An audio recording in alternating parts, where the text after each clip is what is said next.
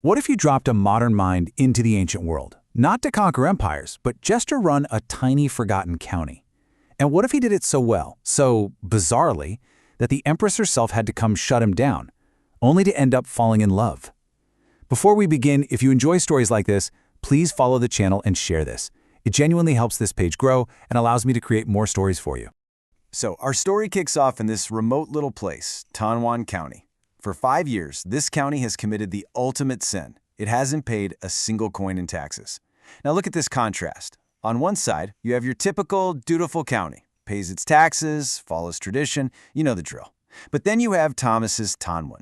This place is hoarding money for something he calls science, inventing weird concepts like driver's licenses, and, get this, the magistrate there openly insults the empress. This doesn't just look like a mistake, this looks like straight-up rebellion. So naturally, the Empress herself shows up, going undercover as a merchant named Aurora. She's expecting to find some grimy den of traitors. Instead, she finds this. Mandatory driver's licenses at the city gate. The streets are cleaner than the capitals. Women are walking around in cool socks that go all the way up their thighs, which the magistrate apparently designed himself. And you can even call for a ride-hailing service. It's prosperous, it's efficient, and it is completely baffling. This isn't a rebellion. It's something else entirely. Okay, so Aurora decides she has to test this strange magistrate, and her chance comes at the local court, where this absolutely bizarre trial is happening. A mother with zero evidence is accusing a family of potters of murdering her son and then baking his bones into a clay pot. And her proof? She says it came to her in a dream. The local officials have no idea what to do. For Aurora, this is perfect. It's the ultimate test of Thomas's character and his supposed wisdom. But Thomas, he doesn't rely on dreams or superstition. Nope, he has a big vat of water brought in, along with 3 clay pots, 2 from the suspects and the 1 from the mother. He puts all 3 of them in the water, and you can just see his method at play. 2 of the pots sink to about the same level, but the third one, the mother's pot, is floating way higher. The crowd is just confused. But Thomas, he knows exactly what he's looking at. And here's the secret. It's all about science. Thomas explains that the pot is floating higher because it's not made of pure clay. He introduces this concept that's totally alien to everyone there, specific gravity. See, human bone is less dense than clay, so a pot mixed with bone ash is going to be more buoyant. It's going to float. Faced with this undeniable scientific proof, the killers just break down and confess right there. Aurora is floored. It's brilliant, it's logical, and it's terrifyingly advanced. But she's still not sold. What about those unpaid taxes? Intrigued, Aurora keeps digging. She pretends she wants to invest in a school, and Thomas, kind of amused by her old-fashioned ideas, decides to show her his school, his vocational school. He promises to broaden her horizons, but honestly, what she's about to see is only going to make her worry that this guy isn't just an innovator, he's a dangerous traitor. Yeah, this is no ordinary school. There are no classical texts, no calligraphy, none of that. Instead, these kids are chanting the periodic table and learning how to safely handle explosives. One student actually stands up and proudly announces he's figured out how to make TNT. Thomas isn't just educating his people, he's building a scientific army. He's teaching them things that could bring an entire empire to its knees. And then you get this moment of just perfect dramatic irony. With no clue he's talking to the Empress herself, Thomas just lets loose. He calls her incompetent, trashes her for having an empty treasury, and claims that without a genius like him, she'd be the ruler of a collapsed nation within a year. Aurora is seething, ready to have him arrested on the spot, but before she can even make a move, soldiers surround the city. So now the city is under siege. It looks like the empire has finally come for the treasonous magistrate. But Aurora realizes something's not right. These aren't just any soldiers. They're the elite Tiger Leopard Battalion, and they're acting without her permission. They didn't come to arrest Thomas. Their orders from a traitor back in the court are to slaughter everyone in the city, including them. But Thomas? He is completely unfazed by an army at his gates. He just rolls out his defense, starting with this weird, horseless carriage he calls a Hummer.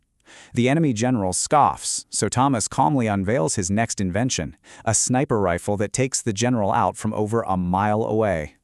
And when the real traitor sends a Grand Master, one of the Empire's 4 deadliest assassins, to finish the job, Thomas just tosses him something called a little leaf flying egg. It's a grenade, and it vaporizes the legendary warrior instantly. And just let that sink in for a second. 1. The deadliest, most feared warriors in the Empire. Assassins that are practically myths, reduced to nothing by a small egg-shaped thing. Aurora finally gets it. Thomas's power isn't just tricks and gadgets. This is a level of technology that makes entire armies, even legendary martial artists, completely obsolete. Which brings us to the biggest question of all. Aurora now knows Thomas isn't the threat. The real traitor is Marquis Robert, a powerful official who wants the throne for himself. But now Thomas is trapped. He's been framed as a rebel, and his only move is to play the part. So how could one man, armed with science, possibly save the very empress he's been accused of trying to overthrow? The Marquis's plan is pretty clever. He forces Thomas's hand, spreading rumors that he's a rebel, so Thomas responds by marching toward the capital. But he's not using a massive army, he's using a small team and surgical decapitation tactics. To the rest of the world, it looks like a full-blown rebellion, and to the Marquis, it looks like his plan is working perfectly. Thomas doesn't lay siege to the capital. No, he sneaks inside, disguised as the northern barbarian prince that the Marquis is secretly allied with. He walks right into the throne room to confront the Empress and finally reveal the truth. But of course the trap is sprung. They're surrounded by the Marquis' soldiers inside, while that same barbarian army is waiting right outside the city gates.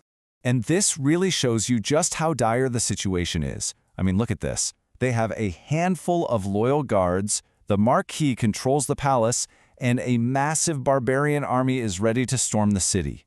They are hopelessly, completely outnumbered. The Empire is literally minutes away from falling. But Thomas always has one last trick up his sleeve, one final invention he's been saving for a rainy day. While the Marquis is gloating, so sure that he's won, Thomas gives a simple command to his goofy advisor waiting outside the city. His secret weapon is activated, the Mecha King of solo combat. A giant, iron war chariot rolls onto the battlefield. It breathes fire. It launches hidden weapons. It's a tank. The Northern Cavalry, who are supposed to be unbeatable on an open field, they just charge and they get obliterated. Their entire army breaks in seconds. The rebellion is crushed, not by an army, but by a single machine.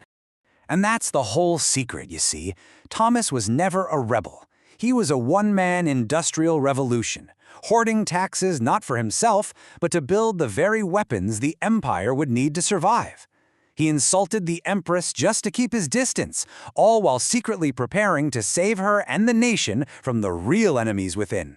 So in the aftermath, with all the traitors defeated and the nation saved, the Empress, no longer in disguise, makes an offer that is just unheard of.